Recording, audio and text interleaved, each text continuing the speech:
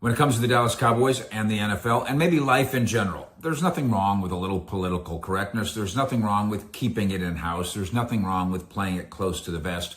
But that doesn't mean that those approaches aren't lies. And your Dallas Cowboys are presently spinning a trio of whoppers. Mike Fisher, breakfast at Fish-N-Ease. Thank you for being with us every morning at 8 a.m., every evening at 6 p.m., and, of course, whenever we damn please in between, not only here on the Fish Report on YouTube, but also at cowboyscountry.com with a 75-member staff and at fishsportscowboys.substack.com. We do all of this, of course, with the help of the 75-member staff and 76,000, that's you, 76,000 fish heads in Cowboy Nation who cannot be wrong. Now that we've hit 76,000, we are giving away the Cowboys practice jersey. It's the real thing. Reppin' George Pickens, jersey number 3. More on that as we go. But all you have to do is be subscribed here, and you are eligible. A trio of whoppers, 3 big lies.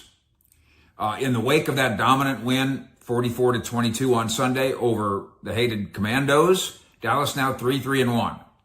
Along with that improvement comes big questions. And in the case of the Jerry Jones-led Cowboys, some big lies. You are familiar, I'm sure, with the concept of the big lie. You understand this psychological concept?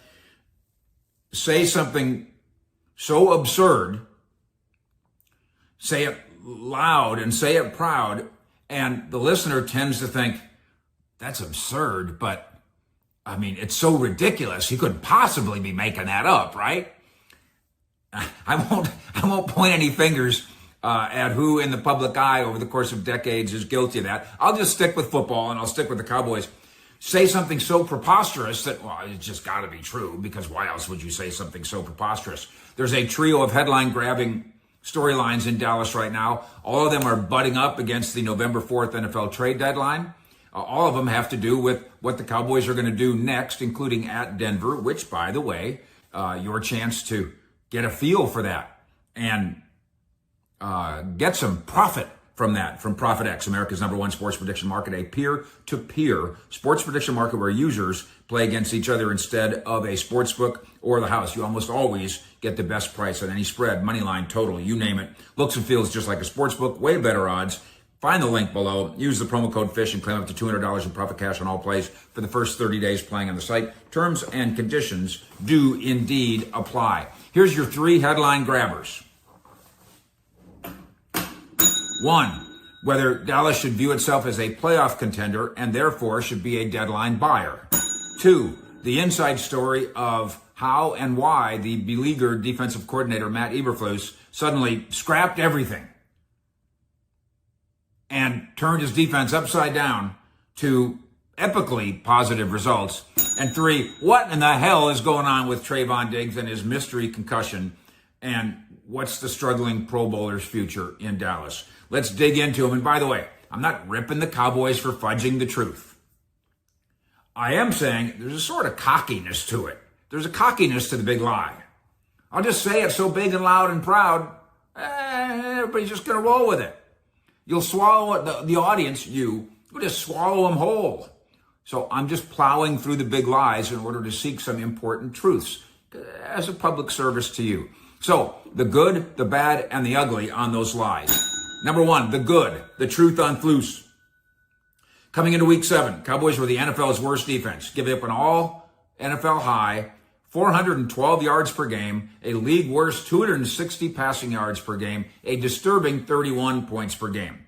Eberflus' defense this year, confused, confounded, angry, not connected with the coach, not connected with the philosophy, not connected with the coach. Players, privately and publicly, have begged for Eberflus to change some things back to their comfort zone, definitely in the secondary, a more man concept approach. So against the Commanders, Dallas changes.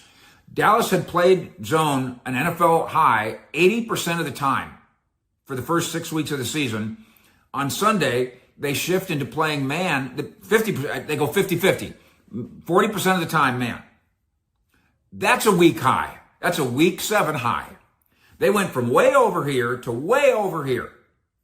So, Shadi, what happened? Here, a quote from Shadi. Well, this was a team that we just wanted to play man-to-man against. There were numbers and analytics that said that was the right way to play these guys. Each week is different. Wonk, wonk. That's not true. That's not what happened. That's some happy horse spit right there.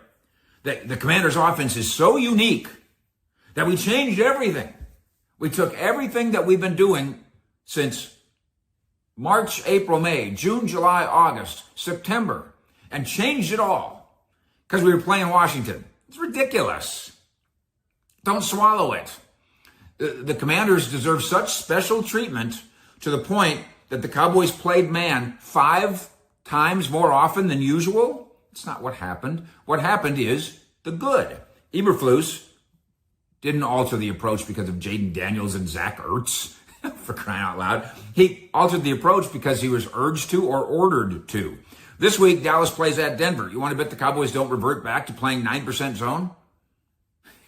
Because apparently Washington's the only super special team in the league. Ridiculous. Don't buy it. 2, the bad. Diggs and the smoking gun. Jerry. Oh, he said what happened after the game. He told me what happened about the home accident that caused a concussion. But again, this is a quote from Jerry. I'm not saying that didn't happen, but a lot of times you're not the best viewer of what happened to you. Diddly diddly dink, what? You know what Jerry's doing here. Jerry's answer reeks of a coy snideness and a lack of trust in Diggs' word. I'm not saying he didn't have a concussion. I'm saying the whole thing doesn't smell right, and the Cowboys' discussion of it doesn't smell right. And Jerry is being coy, he's being snide, and he's demonstrating a lack of trust in what Diggs told him. And then he quickly tries to turn the page. And he insists this is not some kind of a smoking gun. He had an accident. I'm good with that. He'll be back out here playing. We need him. Sidebar. I'm not trying to throw Diggs under the bus. I've said this a few times. For instance, when I point out that the Cowboys organization, from top to bottom, the people that work with CeeDee Lamb are just elated at how he poured himself into rehabbing that ankle. I'm saying not everybody does it like CeeDee Lamb. That's what I'm saying. So Jerry adds one more eyebrow raiser to this answer. If he'll join in and play his game the way these guys have adjusted their game, we'll be a lot better team with Diggs. If he joins in, if he'll join in, that's coy, that's snide, that's a lack of trust in Diggs' word, that's bad. And the ugly. No trade and no pillow hollering. Jerry says that the win does not add to his urgency about making a trade before the November 4th deadline. I haven't noodled up something, he said. That's one of his fun words. But I'm not going to go a hollering in my pillow if I don't get a trade because I feel good about the makeup of the personnel I got on this team right now. At the same time, he said he's encouraged about Dallas being a playoff contender. The math and the so far brilliant work of Dak Prescott say that the Cowboys do indeed have their playoff chances. Be a skeptic if you want to, but 3-1, the way the NFC looks, the way the division looks, the way that Dak's playing, you have playoff chances. But there's no GM in football who would look at this roster and say, I feel good about the makeup of the personnel. The makeup's not good enough. The personnel is not good enough. And I'm not asking Jerry Jones to be the ideal general manager, and maybe there is no such thing. But my ideal general manager would never think the roster's good enough. Not 3 weeks before the trade deadline. 2 weeks before the trade deadline. Never good enough. Stephen likes to say that this roster building is a 24/7 business. If it's a 24/7 business, then you need to initiate some phone calls. If it's a 24/7 business, then you can't ever say we're good enough. That's disturbing to me. So here's hoping that Jerry is lying. Here's hoping that this is big lie number 3, or at least bluffing, when he hints at passivity ahead of the trade deadline. Because if the Cowboys, with their surplus of ammo, his word, in draft picks and in cap room. Don't try to get better. Yeah, that's going to be the ugly.